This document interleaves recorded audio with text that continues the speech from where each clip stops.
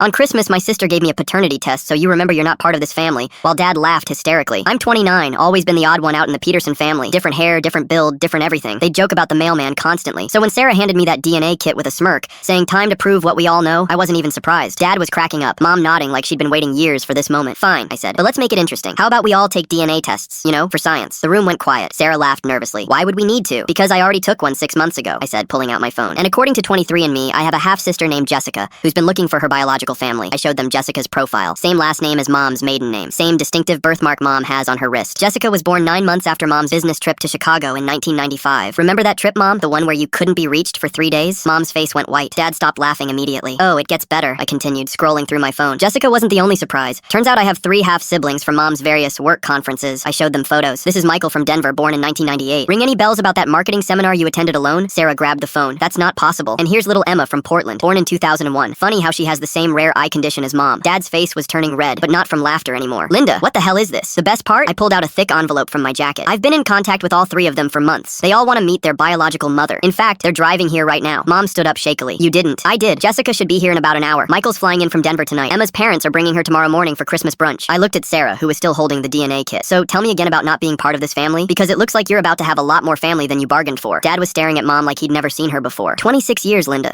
26 years of marriage, and you've been lying about 3 children. Actually, I said, checking my messages. Make that 4. Just got a DNA match notification this morning. Apparently there's a David from Miami who's also looking for answers. The doorbell rang. Through the window, I could see a young woman with Mom's exact nose and chin standing on our porch, holding a wrapped present. That'll be Jessica, I said, walking toward the door. I told her we were having a family reunion. Sarah finally found her voice. You planned this whole thing. You gave me 6 months to prepare after I took that DNA test. I shrugged. Did you really think I'd just sit on information this explosive? I opened the door. Jessica, come in. Meet your biological family. Jessica walked in, looking exactly like Mom did in old photos. Hi, everyone. I'm so excited to finally meet you all. The silence was deafening. Dad was gripping his chair so hard his knuckles were white. Mom looked like she might faint. Jessica's a pediatric nurse, I announced cheerfully. She brought cookies she baked herself. Isn't that sweet? Jessica smiled nervously at the shocked faces. I hope I'm not intruding. Jake said this was a good time to meet everyone. Oh, it's perfect timing, I said. Sarah here was just questioning whether I belonged in this family. Turns out the real question is whether this living room is big enough for all of Mom's children. My phone buzzed. Ooh, Michael just landed. He'll be here in 30 minutes. I looked around at their devastated faces. You know what? I think I'll go help Jessica bring in her luggage. She's staying for the week. As we walked outside, Jessica whispered, Are they always this quiet? Don't worry, I said, glancing back at the chaos through the window. They're just processing some new family dynamics. By the way, Michael's bringing his twin daughters. They're 8 and absolutely adorable. Jessica's eyes lit up. I've always wanted nieces. Well, you're about to have plenty of family, I said. Emma has 2 little boys, and David mentioned he has a teenage son who's excited to meet everyone. Through the window, I could see Sarah trying to fan Mom with a Christmas card, while Dad paced around the living room like a caged animal. Should we go back in? Jessica asked, looking concerned. Let's give them another minute, I said. They're still adjusting to the fact that their black sheep just became the family detective. Sometimes the truth doesn't just set you free, it redefines everyone's understanding of what family really means.